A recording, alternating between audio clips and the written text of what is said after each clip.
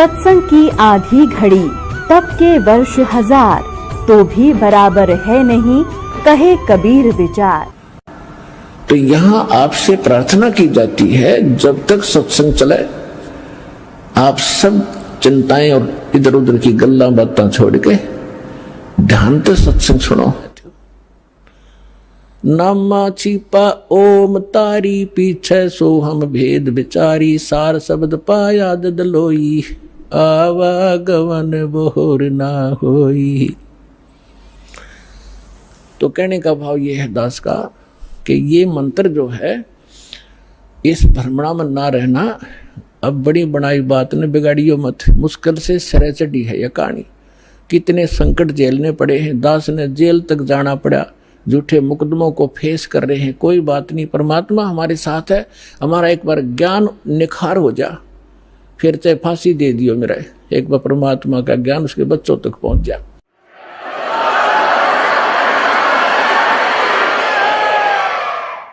तो पुण्यात्माओं, परमार्थ के लिए संत आते हैं, और जो परमार्थ नहीं कर सकता वो खाक संत है। और संत किसे कहते हैं? सतगुरु उसे कहते हैं। सतगुरु के लक्षण कहूं, मधुरे बैन विनोद, 4 वेद 60 शास्त्र वो कहे 18 बोध। सतगुरु होगा जो इन सदग्रंथों से ज्ञान दे और प्रमाणित ज्ञान हो। अब जो प्रसंग चल रहा है कि जैसे अब आप जी नियमित रहे, अब आपको कुछ दिन समस्या रहेगी, क्योंकि अभी हमारे इस ज्ञान का प्रकाश कम हुआ है। घर घर के अंदर विरोध है, गांव गांव में विरोध है, समाज के अंदर विरोध है, क्योंकि इस जगत और भगत के क्रियाओं में और विचारों में सदा से भिन्नता रही है। और इसीलिए कहा है कि जगत और भगत का आपस में विरोध रहा ही है, और ये रहेगा भी। जब तक जगत को आप जैसा ज्ञान नहीं होगा तो वो विरोध करेंगे ही करेंगे, स्वाभाविक है। उनको अच्छा सा नहीं लगता। जैसे यहाँ पहली बार कोई व्यक्ति आता है और दूसरा आके प्रणाम करता है, वो खड़ा खड़ा देखता रहता है, ये क्या कर रहे हैं यहाँ पर, उसको अच्छा सा नहीं लगता। क्योंकि वो तो अहंकार में, कोई छोटी मोटी पोस्ट हो तो उसने तो भारी बात हो जाती है, कैसे लंबा लेटूं। ये होता उनमें जो भक्तिहीन होते पिछले जन्म के, और पिछले जन्म के भक्ति युक्त प्राणी होते हैं, चाहे कितना बड़ा अधिकारी हो तुरंत समर्पित हो जाता है। वो पिछले संस्कार उसको अपने आप झुका देते हैं। उदाहरण के लिए जैसे सरसों आपने देखा होगा, सरसों जब तक उसकी फलियों में दाने नहीं होते, यानी उसकी कीमती नहीं होती, तब तक वो ऐसे खड़ी रहती है। और जो जो वो पकती चली जाती हैं, वो उनमें वो कीमती बनती जाती है, उनकी वैल्यू बनती है, वो झुकना शुरू कर देती है। और इतनी झुक जाती है कि जमीन को छूने की चेष्टा करती है, क्योंकि ईब उनकी कीमत बन गई, वो कीमती हो गए, उनके अंदर वो शक्ति आ गई, वो कीमत बन गई। और जब तक वो यूजलेस थी, वो न्यों खड़ी थी आकड़ी ऊपर ने। तो इसी प्रकार जो पूर्व जन्म के भक्ति युक्त होते हैं, उनका स्वभाव होता झुकने का, वो खड़े रह ही नहीं सकते। उनके अंदर पिछली भक्ति इतनी जबरदस्त होती है। और जो भक्तिहीन होते हैं वो आकड़े रह आकड़े नोक, लेकिन उनमें भी भक्ति बन जाएगी। सत्संग सुनेंगे, भगवान की अमृत वाणी सुनने मात्र से संस्कार शुरू हो जाते हैं। चाहे वो घर पर सुन रहा है मालिक दास के वचन, किसी टीवी पे, या अपने किसी इस सिम के अंदर या इस चिप के अंदर से जो सत्संग सुनते हैं, वो भी संस्कार भरने शुरू हो जाते हैं, उसमें वजन बनना शुरू हो जाता है। फिर धीरे धीरे यहाँ भी आता है, फिर सत्संग सुनता है, यहाँ जो है प्रणाम करता है, फिर उसके अंदर वो भक्ति संग्रहित होकर अपने आप झुकना उसका स्वभाव बन जाएगा। फिर उसको बुरा लगेगा तो झुका नहीं का, तो प्रणाम नहीं करेगा, तो उस पर कह नहीं जा। तो जो प्रसंग चल रहा है कि अब ये बिचली पीठी चल रही है, और इसमें क्योंकि सत्संग एक सामूहिक तौर से सब विचार व्यक्त किए जाते हैं, ये एक सामूहिक लेक्चर है जिसमें प्रथम कक्षा के बच्चे भी होते हैं जो पहली बार आए हैं, कुछ ऐसे भी होते हैं जो वैसे ही सत्संग श्रवण करने के लिए भी आए हैं, कुछ ने आज ही उपदेश लिया है, कुछ 2 वर्ष के हो गए, कोई 4 बार आए हैं, कोई पुराने भक्त हैं। तो सभी के अनुकूल इस सत्संग के माध्यम से ही संदेश दिया जाता है और उनको जिसको जहाँ कोई त्रुटि होती है ये वचन वही काम करते हैं। जैसे आपको कोई बीमारी रोग है, इंजेक्शन कुल्ले पर लगाएंगे, वो उसी दर्द पर जाकर काम करेगा जो रोग होगा। इसी प्रकार कोई रोग की टेबलेट है मुख से खाई जाती है, वो अपने आप वहां काम करेगी जहां वो रोग है। तो इसी प्रकार ये सत्संग सामूहिक तौर से सबके ऊपर बिखेरा जाता है और जिस सत्र का जो भक्त होता है उसको उसी सत्र का ज्ञान उसके लिए अनिवार्य होता है और उसमें उससे फिर वो प्रेरित होता है, फिर संभल जाता है, कोई त्रुटि भी उससे हो जाती है।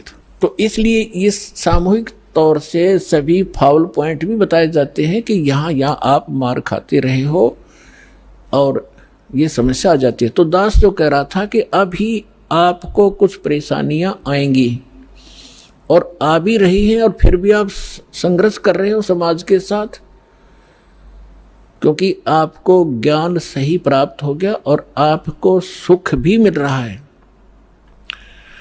और समाज अभी इस ज्ञान से अपरिचित है। तो अभी कुछ दिन और थोड़ी सी समस्या आपको रहेगी, फिर जब पूरे विश्व में ये ज्ञान फैल जाएगा सब आपके साथी हो जाएंगे।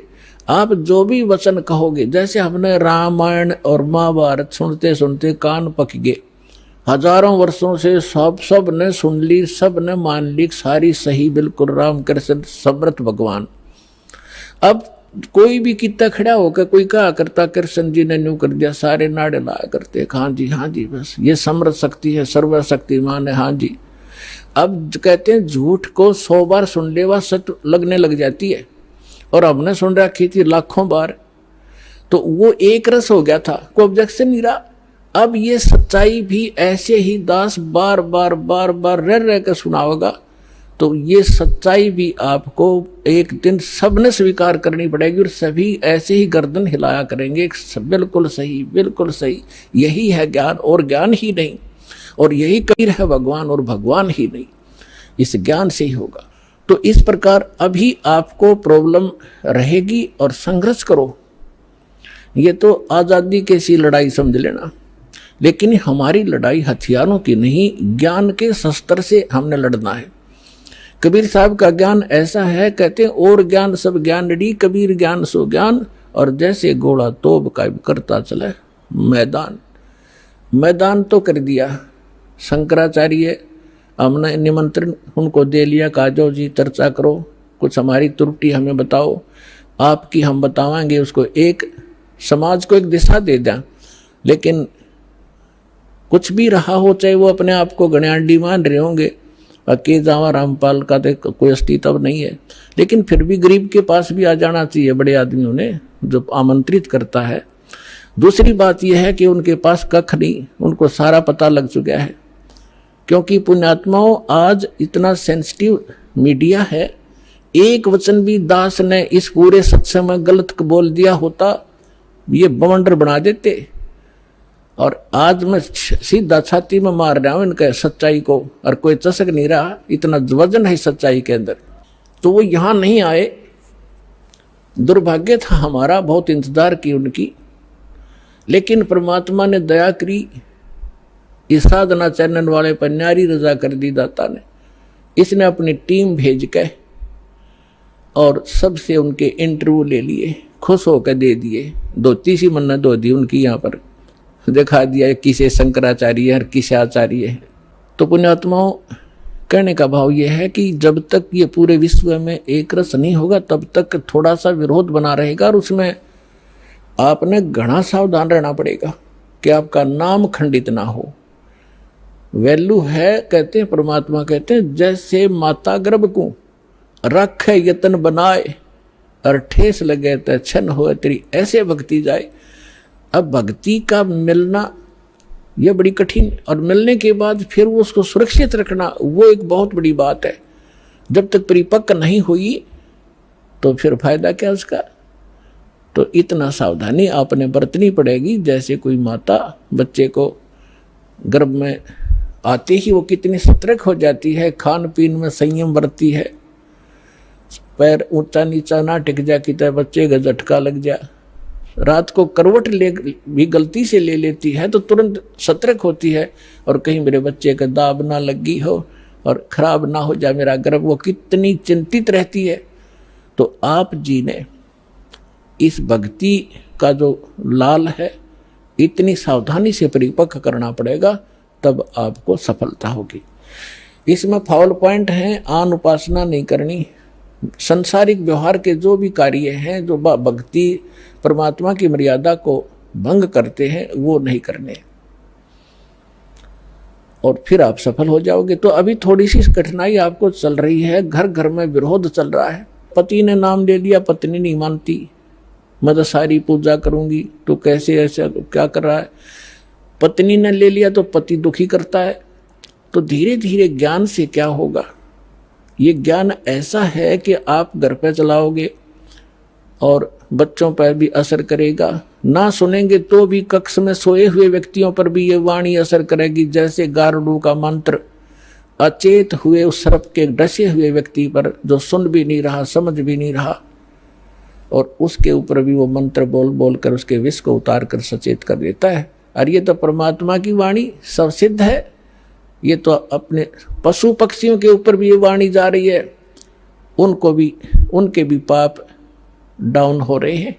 ठीक है, उनके पाप गणे हैं इसलिए पशु योनि मिली, तो वो पाप घटते रहेंगे। जैसे कपड़ा किसी का ज्यादा मैला है, हो गया है, मैल हो गया है, तो वो कई बार साबुन लगाने से स्वच्छ होगा, उज्जवल हो जाएगा।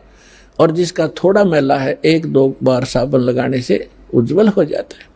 तो ये साबुन है, परमात्मा का जो ज्ञान है, सत्संग है, वचन है, ये साबुन और जल दोनों का काम करता है।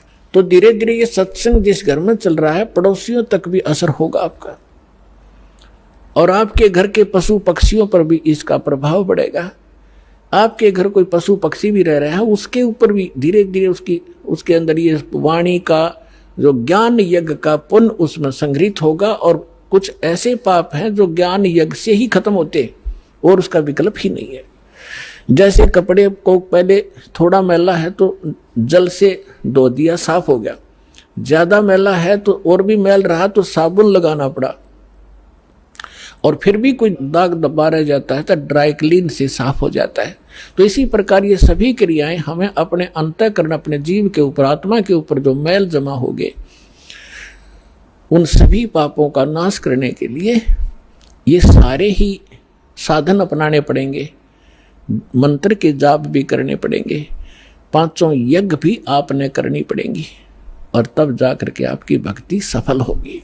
तो इसमें फाउल पॉइंट दास आपको बता रहा है कि ये भ्रमित ना होना। ऐसे कोई व्यक्ति आपके साथ डिस्कस भी करे तो उसको समझाना कि देखो, पहले तो जब हम डॉक्टर के पास जाते हैं तो डॉक्टर की औषधि में हम स्वयं ही विवेचन करते हैं, तो फिर उस डॉक्टर के पास जाने की आवश्यकता ही नहीं कि इसने दवाई ठीक नहीं दी तो कोई और देखो, वहां से लो। तो इसी प्रकार सबसे पहले तो ये देखो, ये ज्ञान आज तक ना किसी ने सुना और ना सुनाया, किसी के पास था ही नहीं। और जिन महापुरुषों के पास था उनको प्रतिबंध कर दिया था, मालिक ने प्रतिज्ञा करा दी थी कि अभी इसको डिस्क्लोज ना करना। तो महापुरुष थे, वो अपनी अमृतवाणी में बोल के सारा कुछ लिख गए, एफिडेविट बना गए, कबीर इज गॉड, ये वो फाइनल कर गए थे वो महापुरुष, जिनके दास बार बार उनके शुभ नाम आपको सुनाता है। और फिर हमारे सदग्रंथ उसी का प्रमाणित करते हैं कि कबीर इज गॉड। तो फिर ये क्लियर हो गया कि आज तक कोई हमें यही निर्णय नहीं करके बताया कि भगवान कौन है और कैसा है। अब जैसे रामकृष्ण को और विष्णु जी को, शंकर जी को भगवान मानने वाले, उनसे अगर हम पूछा करते थे कभी, वो कहता मैं समाधि लगाता हूं, भगवान देखा आपने? भगवान दिखता थोड़ा ही है, वो तो निराकार है। और ये विष्णु ब्रह्मा जी की मूर्ति रख रखी, ये क्या फिर? तो हमारा निराधार ज्ञान था, बेसलेस था, हम डामाडोल थे, स्थिर नहीं थे। और इसी प्रकार ये राधा स्वामी, किसी ने पूछ लो, या किसी महर्षि ने पूछ लो, अभी तक जिनके विचार रहे हैं परमात्मा तो निराकार है, साकार आता जब राम कृष्ण रूप बन जाता फिर निराकार हो जाता है। तो खाक ज्ञान था इनको। वेद बताते हैं कि वो परमात्मा सशरीर है, मनुष्य सदृश्य है, ऊपर सिंहासन पर विराजमान है और उसके सिर पर मुकुट है। ये तो वेद बताते हैं, राजा की तरह बैठा है। और यही वो संत बताते हैं जिनको भगवान ने जिन आंखों देखा वहां पर। तो फिर इसमें कोई डाउट नहीं रहा कि हु इज गॉड और कैसा है वो भगवान। तो ये सारे कंसेप्ट क्लियर इस दास ने करे, आज तक किसी ने नहीं किए। तो इसी प्रकार इस साधना पर भी विश्वास करना, किसी से डगमग ना होना, क्योंकि काल ने अपने एजेंट छोड़ रखे हैं। वो अपने कर्म बिगाड़े हैं तो वो भी भगवान के बच्चे, पर भ्रमित है, उस काल से प्रेरित है। उनका दुर्भाग्य है कि वो अशुभ काम पर लगे हैं। तो दास की उन सभी संतों से भी प्रार्थना है कि वो भी भगवान के बच्चे हैं और परमात्मा के बच्चों को मिसगाइड करके वो भगवान के दोषी हो रहे हैं। सबसे बड़ा अपराधी इस पृथ्वी पर यदि कोई प्राणी है जो गलत ज्ञान प्रचार करता है, वो भगवान का सबसे बड़ा अपराधी है। और आज देख लो, आज तक इस दास के अतिरिक्त या पहले महापुरुष रहे, उन्होंने जो ज्ञान दिया वो अपने सत्र का दे ही गए, उन्होंने आगे नहीं ये मंत्र वगैरह डिक्लेयर किए, वो बात अलग है। लेकिन वर्तमान में इस दास के अतिरिक्त सभी मिसगाइड किए बैठे ये संत, मंडलेश्वर, आचार्य और शंकराचार्य। तो ये अपराधी उस परमात्मा के, इनको चाहिए अपना भी कल्याण करावें और सच्चाई से अपने अनुयायियों को भी परिचित होने दें। इनका भी कल्याण हो जाएगा, समय आ गया, ये तो होगा ही होगा। ये कह देंगे तो इनका जो है बड़ी शाबाशी होगी, इनकी इज्जत रह जाएगी। और नहीं तो चलिए तो यहाँ आवेंगे फिर ये अकेले बैठे रहेंगे वहाँ पर, रोए जाइए अपने कर्मा ने। आज कौन ऐसा मूर्ख है जो अपने जीवन को नाश करेगा जब पता लग जाए।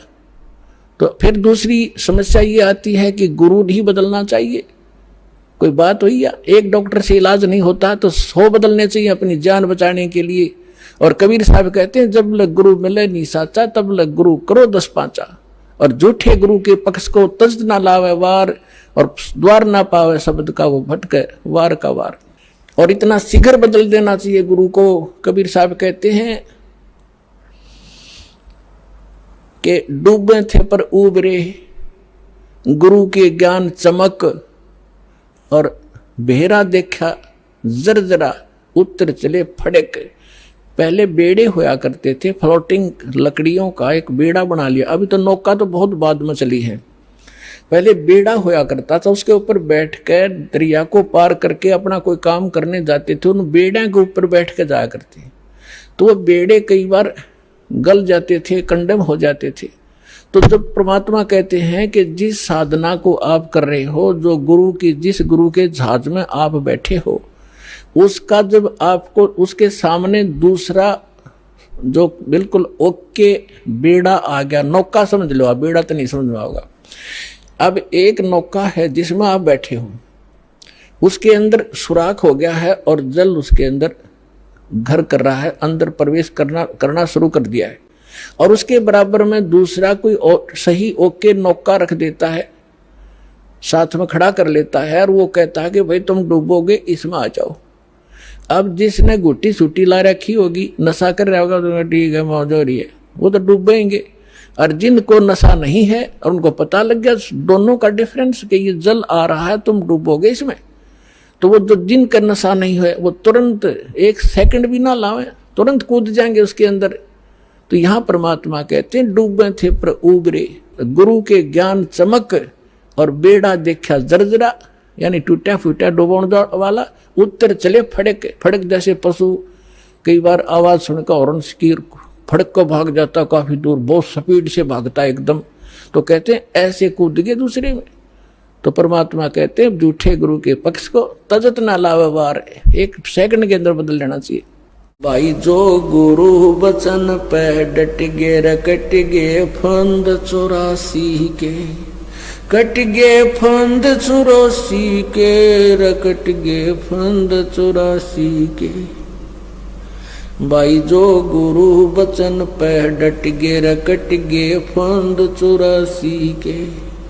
वस्तु मिली ठोर की ठोर, मिट गई मन पापी की दौड़।